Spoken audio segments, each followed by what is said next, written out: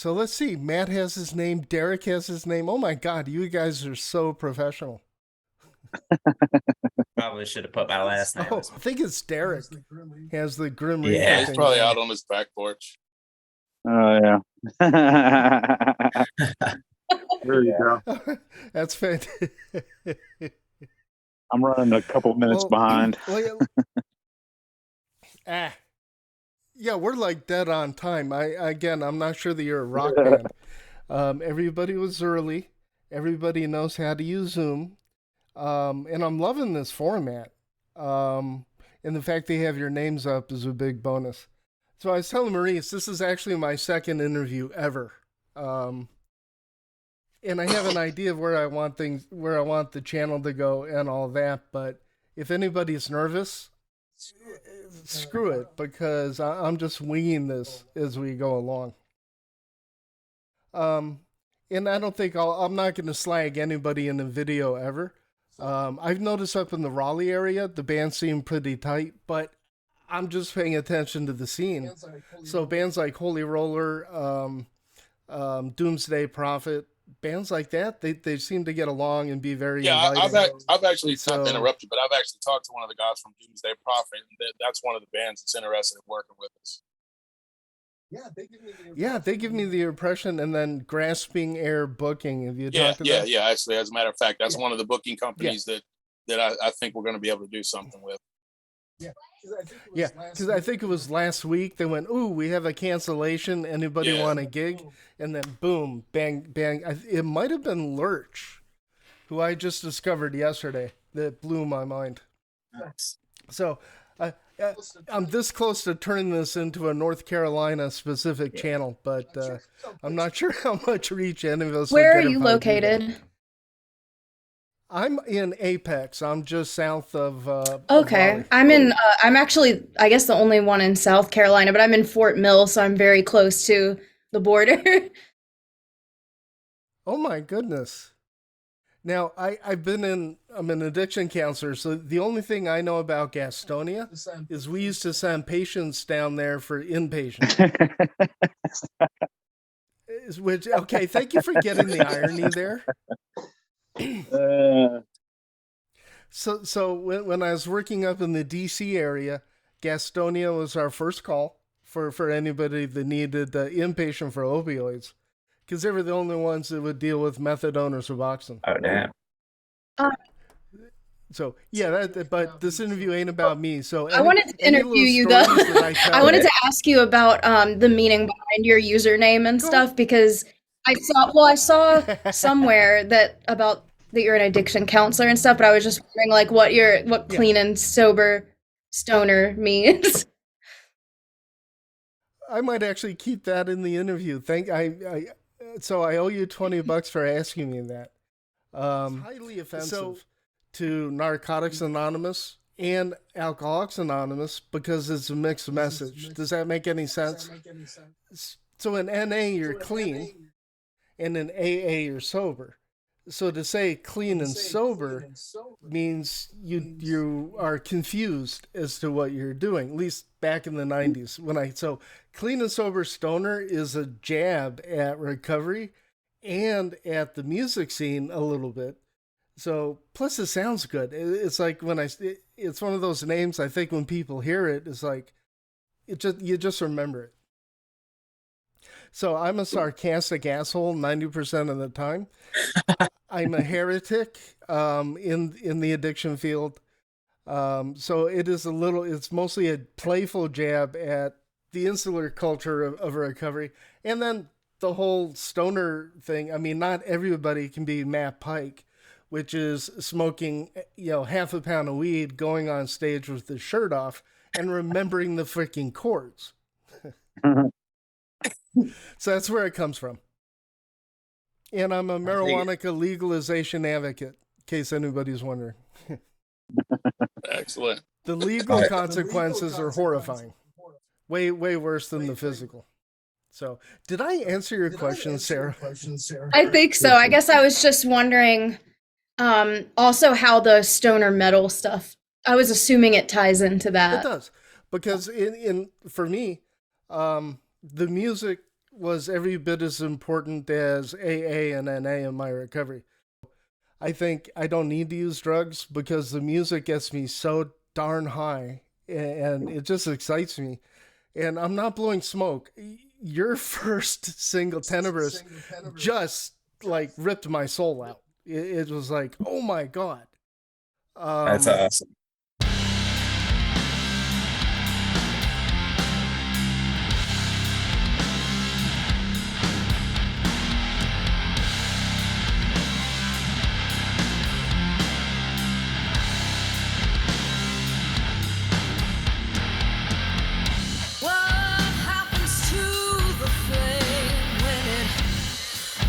To the wick, the smoke slithers to the sky. Memories melting like the wax dripping down, disappear beneath the cracks.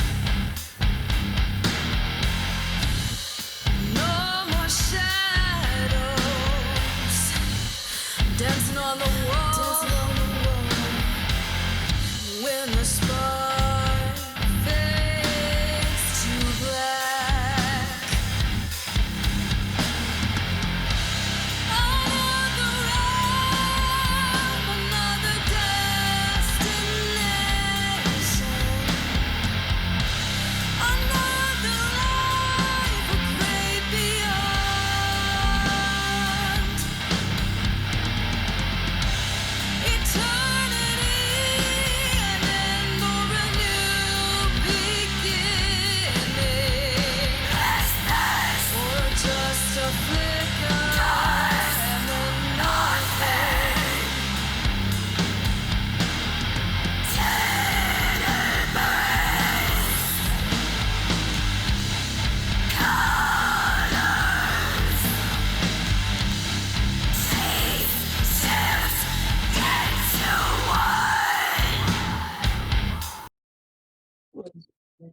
That song is, it doesn't sound,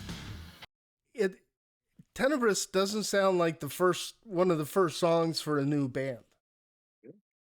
So how long has that song, who wrote it? So how long ago did you write that song? Let's see, I think it was back in June. I was gonna say about 6 months, maybe. I wrote all the vocal parts though, but he wrote the The instrumental. vocals were written in like September, October time frame, and the music was written back in June, I think. Now, how did you know that was the song to go with? I don't know. I was sitting here jamming on my bass, and at the time I was actually the bass player for the band. I was just jamming on my bass and came up with a couple of good lines and kept expanding on it, and bam, wabbo. There you go.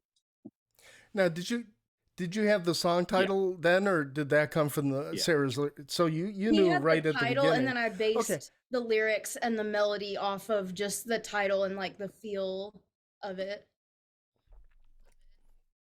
So is that from like a Dario Argento movie? How'd you get that title? It's actually a name of a little jam that I put together one time years ago, and it just kind of reminded me of it. So I just transferred the name from one song to the other. You get to do that, right? It's an incredible song. Sarah, how long did it take you to come up with the lyrics? Not very long. I didn't overthink the lyrics, and well, I'm curious if you know what it's about from listening to it. I believe it's about questioning what happens to us after death. So yeah, I can get a little dark. So the lyrics are fantastic, and it flows together so gosh darn well. And did you always intend for the harsh vocals? Did I? Or Yeah. Well, we had another vocalist before me who only did harsh vocals, And when he left, I liked some of the stuff he did, so I wanted to keep some of that feel, but I'm really more of a cleans kind of vocalist, so I wanted to kind of have both in there. So the band has decided to go into a clean vocal direction for the most There'll part. still be aggressive vocals in there because I mean that was always the idea from the beginning to have like a good balance. Okay. By the way, huge fan of clean vocals. Harsh, I can take every now and then, but I by think and within large, the certain context of the song, like the variation really works well. When I first joined, Okay. I was doing backup vocals and keys, which that song there's no keys in it, but some of our other songs have it. And I tried to incorporate some of the backup vocals I'd written for, like to back up the harsh vocalist we had, and then I ended up turning them into more main melodies. Well, it totally works. I mean, the song from beginning to end. Um, so if you don't mind, let's take some time. Everybody introduce themselves just for a couple seconds. Guess starting with you, Sarah. You're already Well, on the I'm screen. Sarah. I'm, I guess, the most, well, no, I was gonna say I'm the most recent member, but Maurice is now, but I'm the second most recent member of the band. Like I said, I joined first as a keys player and I was doing some backup vocals. Um, but I have a big background in like classical singing and opera and stuff like that. And I went to Boston Conservatory a few years ago. And I actually teach voice and piano as my main job. I had a feeling, because of the power of the vocals, the way you can obviously how to breathe, you know how to hold your mouth open. I can actually understand your words, which is kind of mind blowing. It doesn't always happen. So I had a feeling you had a classical background. Any other history with any other bands? Not not so much, but I've been into metal just like as a separate thing since I was a teenager, but I hadn't done much with it until I went to Boston. And then I was in this touring kind of regional show there that was called Queen Boudica, a metal opera. And it was kind of like a combination of opera, Celtic music, and metal. And it was really cool because I met a lot of the people in the metal scene there. Um, which I got to sing in that with the singer for Seven Spires, Adrian Cohen, and she was in Winds of Plague and toured with them, Okay. and like a few other people that have kind of been in some bigger bands. I just happened to meet because I was singing in that show. And I played the Queen's daughter in that, and it was really interesting because I learned how to scream in that show. Because when I first started, I was doing obviously all cleans and more of the kind of operatic singing, but then they let me jump in and do some of the harsh vocals, and that's how I learned how to do that, was kind of listening to those people who are really good and trying to emulate them. That is a fantastic story. That's a great background, and obviously being a fan of the charismatic voice. I don't know if you've ever seen that on YouTube. Opera singer who listens to metal and then comments on it, Well, and familiar with that. might be up your might be totally in your ballpark to check that out. One of the things about Evil Leaf in particular is a lot of times when I hear bands, the vocalist is here, the band is here, or like it's the reverse. The vocalist, everything that I've ever heard from you folks is completely balanced. The musicianship from everybody else, especially the rhythm section, is the equal of the vocals, and they seem to know how to complement it, which is what caught my attention with you folks initially because it's such a balanced band. So speaking of rhythm section, who's your bass player? That would be me. I'm Matt. Uh, been playing bass for a good couple years now. Originally wasn't a bass player. Originally I was more of a guitar player. I've been playing guitar probably about 25 years now. I played bass in a couple other projects that I was in. One of them being a small local band that was called Crossing Ford. but really, it just stemmed from that. Me and Wes have been friends for a long time, and he called me one day. They needed a bass player, and he said, "Hey, man, how would you feel about coming to try out? We need a bass player." And so came by and picked everything up really quick. And by the end of practice, they were like, "How would you feel about joining the band?" So You've got a killer bass tone, from what I've heard. thank Are you going directly into the board, or are they recording your amp? how are we doing that, Derek? The way we record is directly into the interface. Recording wise, yeah. What I do is I record the bass straight into the board. I record it like that, and then I wind up doubling the track and distorting and augmenting the second track and mixing the two together. That is amazing. I never would have guessed that. It's such an organic growl that you get out of it. I'm really surprised that is into the board, and then you're doing all of everything else in post. Hats off to you. I definitely want to get to you. Actually, you're here now. So you also play drums? I do, yes. I was originally the bass player. Wes hired me on as the bass player. Okay. That was back in April. Yeah, I was the bass player. Let's see, April, May, June, July, June. I was a bass player for about 2.5 months. And then I was originally a drummer. I was actually looking for a band to play drums in, or start my own band as far as stoner doom band went. And Wes had hit me up about playing bass. I was kind of like, I'll hold out and try to find a drum spot. And that day never came, so I recontacted Wes about playing bass. Told him I was interested in doing that, so went up there and jammed with him. Clicked really well right off the bat, and it's been great ever since. I played bass for about 2 months. Our drummer had left due to some health issues, and because I already knew the songs, I'd been playing them. It was kind of a natural transition right over to the kid. So that might account for how the bass and the drums are so locked. So you kind of understand the bass part and the drum part. And so you don't have to overplay. You don't have to, you just stay right in that pocket and then let the guitars do their thing. Where did you learn how to record and mix? Because I have to tell you, it's exceptional work. Yeah, I do appreciate that. Yeah, I do too.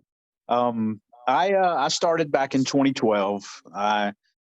My background is all military. I played drums when I was a kid. I started playing drums when I was 14, and I joined the military when I was 19. So I kind of put the drums to the back burner for a good number of years. And in 2009, I think it was, I picked up the bass right before I retired from the Army, and then I retired in 2010, came home back to North Carolina, continued to play bass. I got my drums back. I had my drums in permanent storage through the military.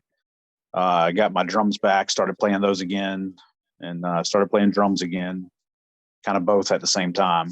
And then I just kind of put the drums to the back burner and went straight bass for a number of years. And about 2.5 years ago, I went back to drums. And that's where I've been ever since, pretty much. How'd you learn to record and mix and master so well?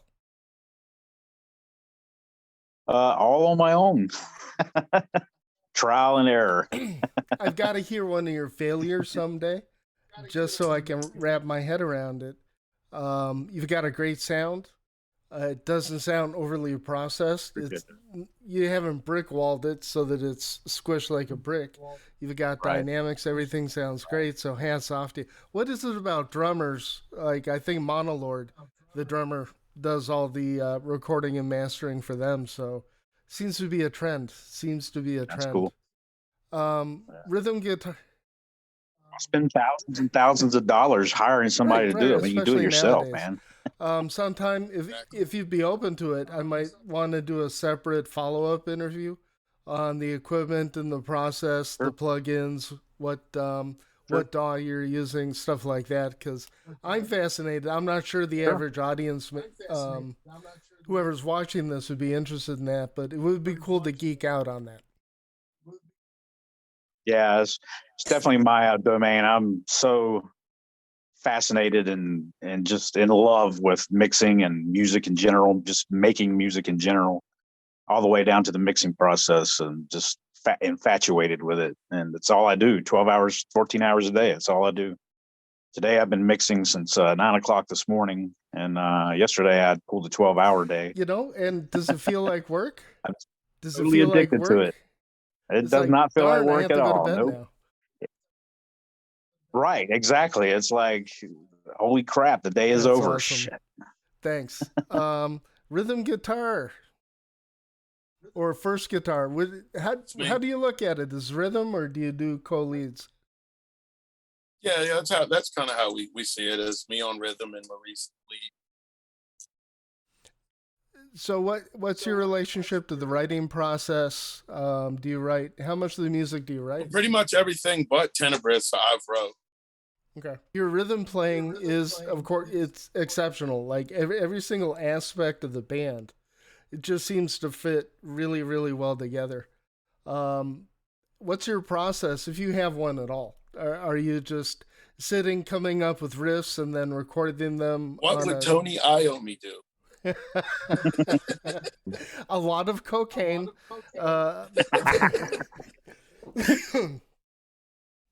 So you're No, man, I just kind of, I'll get high and sit down and start jamming. And if I come up with a cool riff, then I just keep working with it and see what we can go with from there. Well, I hope you're not insulted. I mean, obviously, there's an Iommi influence there, but at no point listening to anything you've done do I think, oh, that's a Sabbath riff or that's a Sabbath. I get it. The arrangements, everything. Yeah, I'm actually big fans of lots of different metal genres. So I mean, my style is, I don't even know what you would consider it as. It's like a hodgepodge of all the different types of things that I like to listen to. You might can tell too with like my vocal parts that I'm very influenced by blues. I did. Yeah. So I feel like we all kind of have, more than one style that we're really influenced by, and we kind of bring our own sound to it. Yeah, that's what I hear. I don't hear that you're copying. Like, you could easily sound like a Witch Mountain ripoff because it's a very similar everything, but you don't sound anything like Witch Mountain. I would never confuse an Evil Eve song with Witch Mountain, and my hat's off to you for that. And then the newest member, Maurice. How you doing? I'm doing good. Nice clip. We've got the Marshall right behind you, so there's some amplifier worship going on. There's a couple in here. Yeah. So we were talking before the interview. You've been in a few bands and you've played with some of these people before, right? Yes, Derek. I met Derek at School of Rock. That was years ago, playing cover songs, and we decided as a band there that we didn't need to be at the School of Rock. We wanted to do our own thing and get out and perform, and that's what we did. And then that fumbled, and everybody went their ways. And I get a call years later. Derek's like, "Hey, I got this new thing. You still playing?" I was like, "Yeah." Say, "Come on down."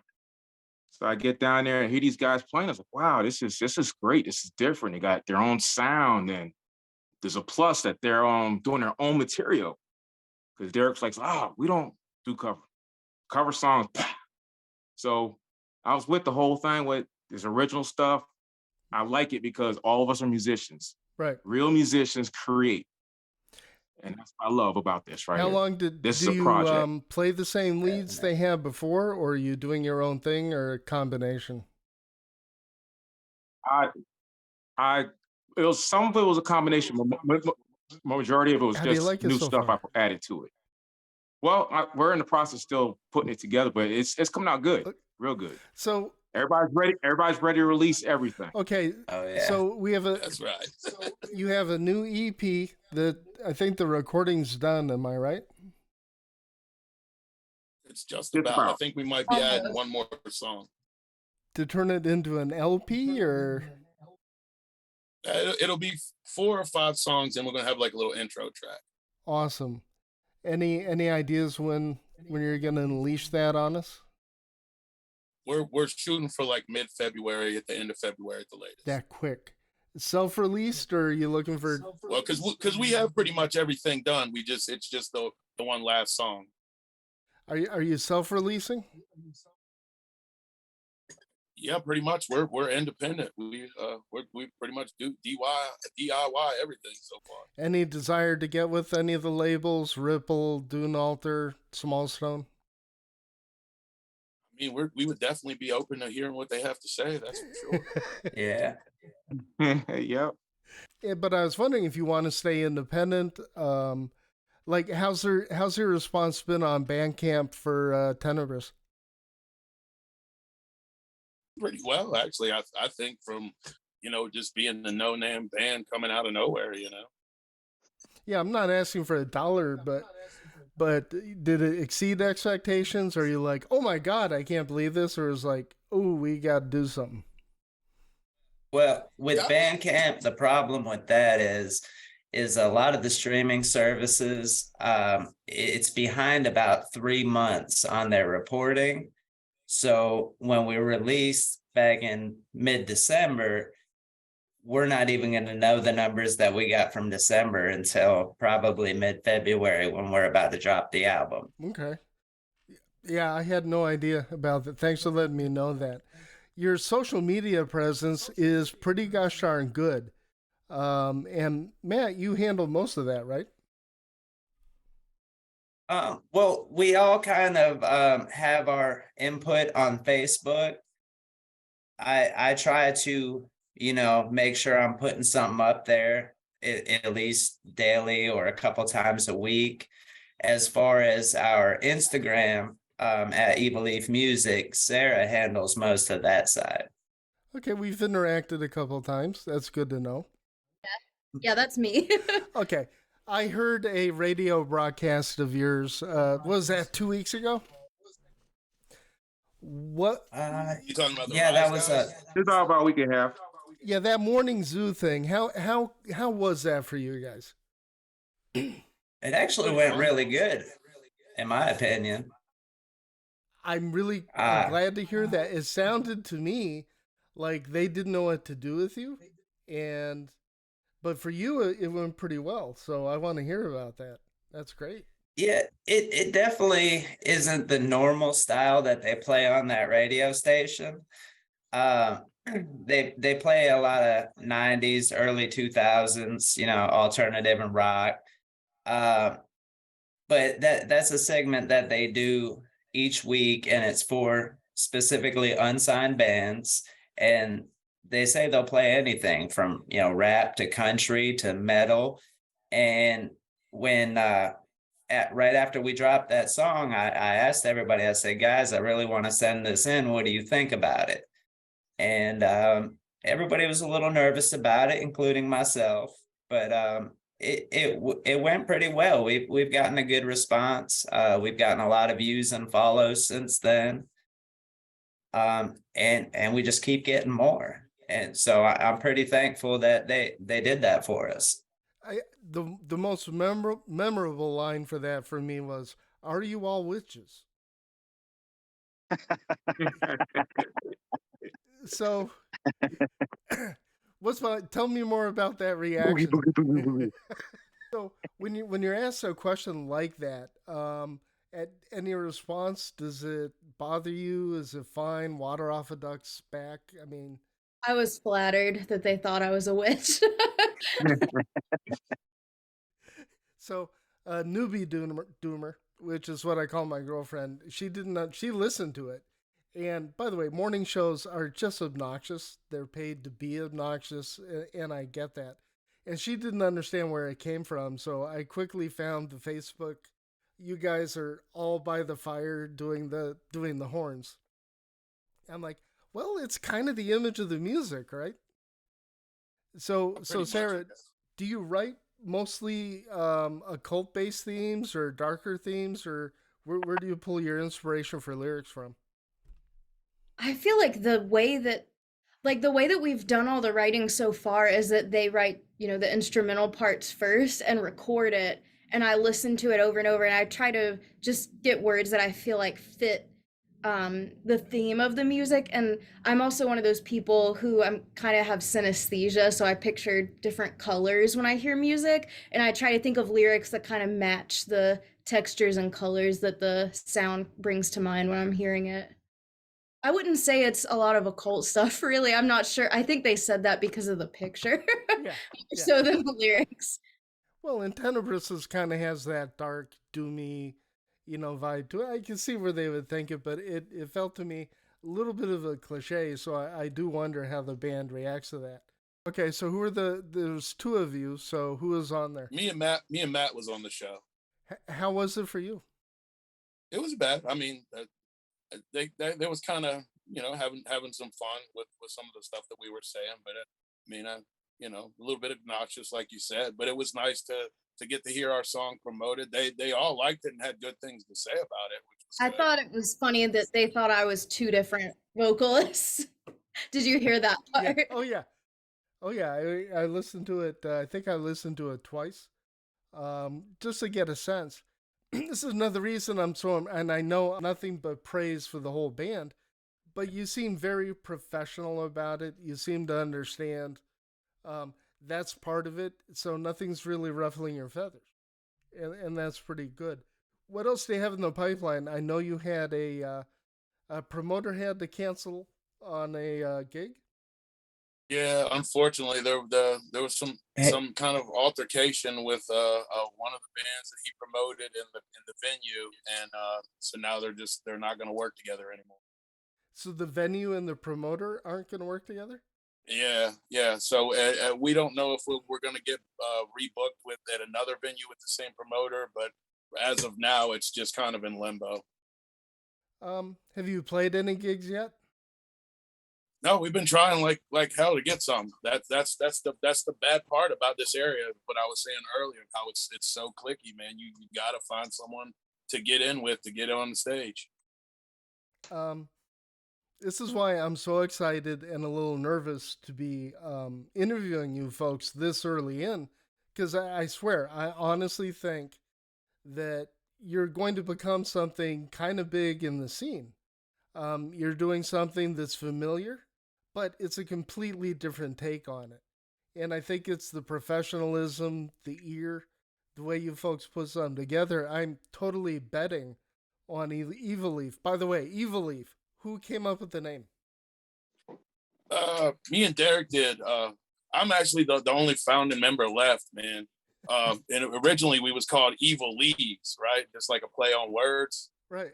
And we went through so many members. You actually like each other is the impression I get.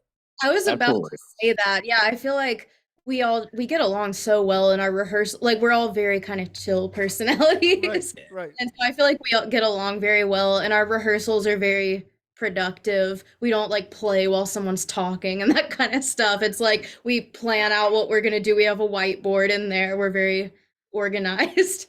Wait, so the bass player isn't thumping away, or the drummer isn't like Oh, playing with his snare while people are trying to figure out? Yeah. I try not to. All those members are a thing of the past. Is that why you're the only member left? Could be. So is there and I'll get back to I want to go there now. So the name of the band Evil Leaf, who came up with that? It was actually me and Derek that came up with it. We just after one practice, we was talking. It was like, man, we need to get like a logo, man. So we get a logo, and we just was. I think later that night, I think it was him that was scrolling through Facebook, and he sent me a picture of some artist on I think it was the Doomed and Stone page or something, wasn't it, Derek? Yeah, I think Jakari Art on Doomed and Stone, I think it was. Yeah. And then we both really liked that piece of artwork, and then just was like, well, what if we make the name Evil Leaf? It's kind of sounds and flows better. It's kind of, like what we're about. Can I just say, Smoking weed, write music. on behalf of the entire scene, I'd like to thank you for not naming your band Evil Goat, Goat Evil, or anything with goat in it. One of my friends who's a reviewer, he came up with a list, I believe it was 23 bands that have the word goat in their name. Holy crap. Oh, And wow. Wizard too. Wizard is a big one too. Yeah, Wizard Goat. So, and that's why Mammoth Weed Wizard Bastard. Yeah. The name is so great. Unfortunately, they hate the name, because it's so long. They tried to be MWWB now, but you might as well say Mammoth Weed Wizard. It takes as long. Yeah. By the way, just so you know, that was my number one album of the year, was Mammoth Weed Wizard Bastard. Nice. Yeah, it's pretty good. I'll have Yeah, my it is a good album. my list should be out on Doom Charts, my very first one, I think in about 3 or 4 days. Nice. By the way, I did tell you that little piece I wrote on that Song Ears, the number one viewed, the number one clicked review I did the entire year. And, That's pretty awesome. And It's amazing. but it's not only that, it is the number one clicked and viewed piece I've ever written since 2016. It was a great piece. And it just took off like, it just went crazy. And I'm like, wow, I don't think I'm the only one that's hearing and seeing it. So really wish you guys a lot of luck. You've had a tremendous amount to do with the success of my blog. And I really think, getting you on, very early in on the YouTube channel is a big coup for me. So I humbly appreciate it. I can't believe how lucky I am. Hey, man, we thank you as well. One last thing. I heard something about a new song I might be able to hear. Yeah, Summon. Go ahead, give them a snippet, Derek. I'll email you a copy. How about that? There you go. Okay. I'm still mixing it. It's the vocals were just brought in last night. And the guitar work, some of the Maurice's guitar work was done on it yesterday. So I'm still kind of mixing it. It sounds really good right now. I'll send you a copy later on after the interview.